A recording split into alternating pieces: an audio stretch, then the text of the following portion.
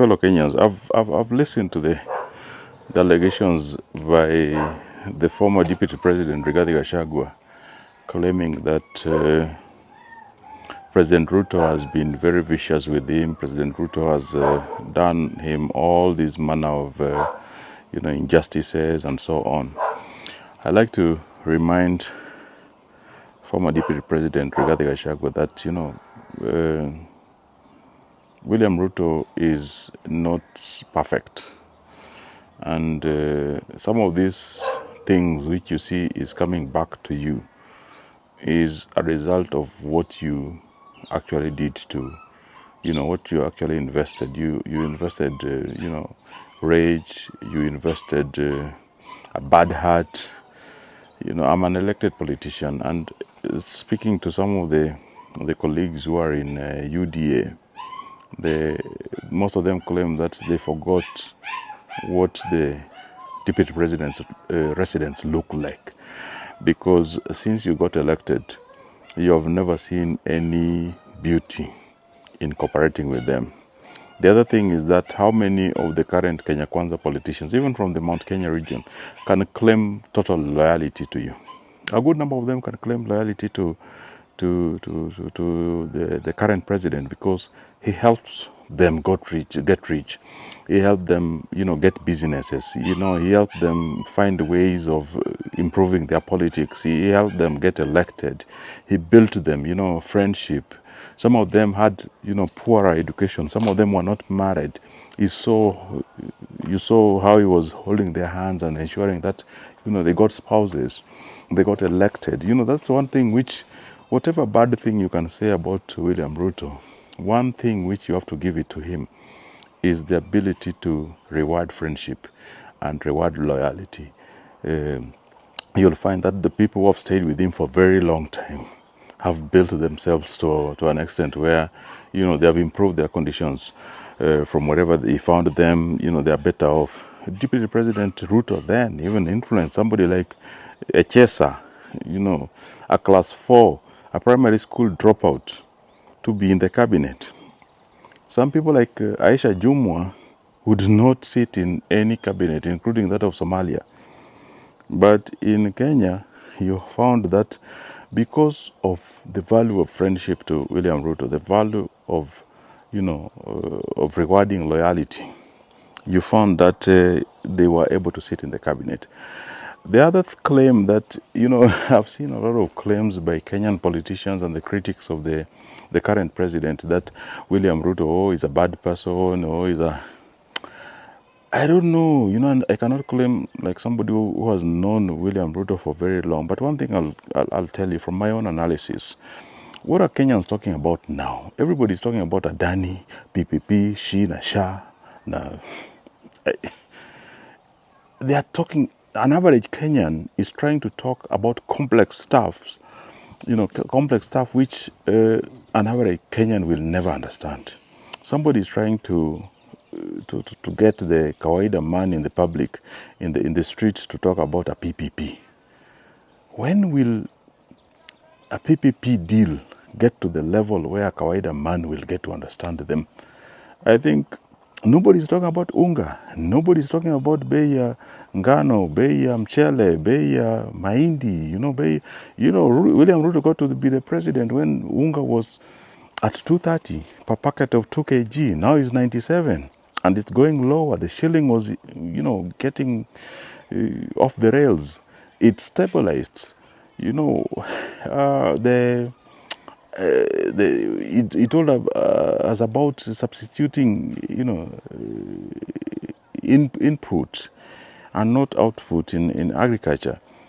Juicy, I was trying to buy some good years of maize because we were not able to plow in the previous years, year of plowing in my area, Nyando.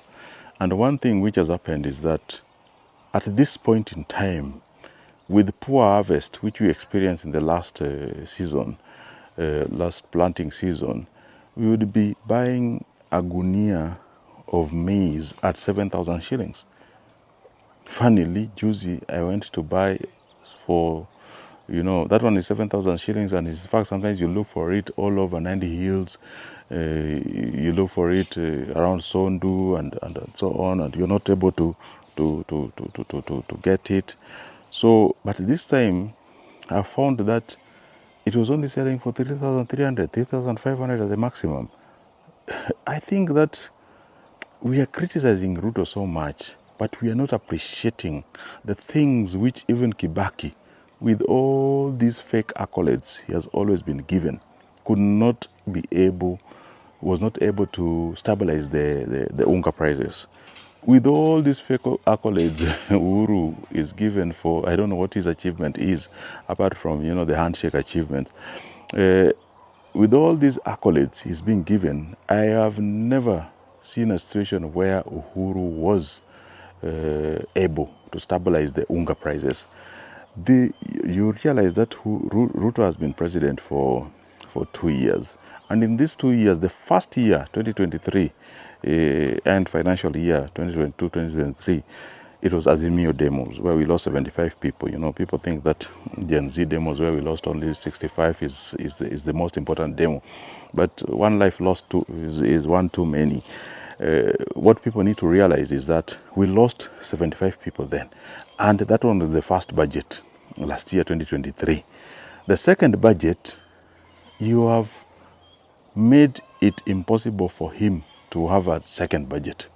I believe that with the second and the third budget, William Ruto was going to perform better. I don't know, you know, the funny thing, the problem I have with William Ruto is that he seems to be a very good politician. He seems to be a very good economic, manager, and so on. Say what you may, but give me the indicators.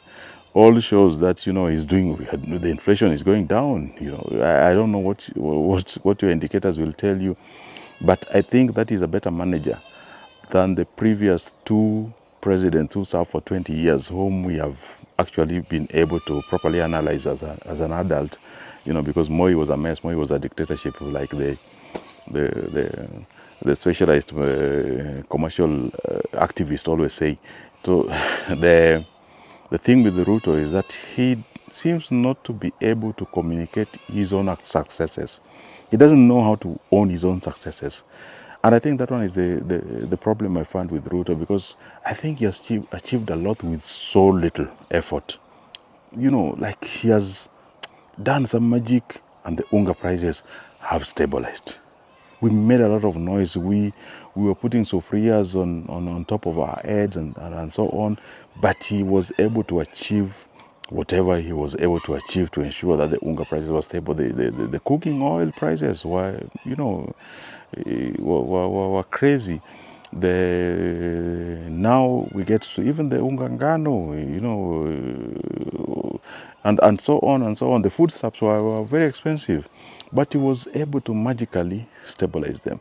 So now coming back to, you know, the health, the NHIF, the reformed NHIF, Shisha, and so on. I don't know what name we should give it, but people like to criticize him. I think that having looked at all these documents, I think that this is the best, you know, effort at tackling the problems in the healthcare industry. And you remember when I was trying to be the MP of Nyando, one of the things which I was very passionate about is that people need not to sell their wealth to treat themselves. People need not to sell their pieces of land, their assets, to buy bodies of their dead relatives from mortuaries. They cannot be able to even feed themselves. Why are you telling them to sell their pieces, the last pieces of land, so that they can buy the body of somebody who is already dead, so that they can go and bury? I believe that in a very well-meaning, in a functioning system, the government should be able to pay, the fees, the health cover, which the normal man cannot be able to pay to the hospitals when somebody is dead. And the wananchi should not be left to going to buy the bodies of their dead relatives from hospitals or from mortuaries. I believe that is very evil. So when I read this document and I saw that there was a There was a fund for supporting those who are in self-employment, those who are employed like me, and the people who are who are salaried. So those who are there was one for facilities development. I think it's the five funds in one. It's a very good effort at tackling this problem of universal health care. And I believe that if Ruto was given some time, I think he was going to achieve a lot. And I think that I think we should give him time. I think he has achieved a lot already with the food staff and so on. Nobody's when I saw William Ruto's critics on TV now, you don't see them talk about unga and so on, the wananchi stuff. Nobody is talking about the wananchi. Nobody is talking bei ya nyanya. Hakuna mtu anaongea juu ya bei ya ngwashe. Hakuna mtu anaongea juu ya bei ya mchele. Everybody is talking about shisha, PPP, Adani, what? You know, it's like Adani is the thing which is going to make everybody run away from Kenya or is going to solve everybody's problem. Nobody is talking about wananchi. Nobody is talking about bei ya matatu. You know, nobody... You know, everybody is incited by the people who are entitled to the presidency from central Kenya to talk about all these evil things they believe that Ruto has done, but none of them is able to talk about actual wananchi stuff. I think Ruto should be given the credit he deserves on some of these things. I'm not saying that because I want to be his key defender, but just objectively looking at the issues, please call me and tell me that hapa ndio umeongea, lakini nafikiri kwamba these indicators shows that he's performing very badly. I think Kibaki was overrated because of various reasons.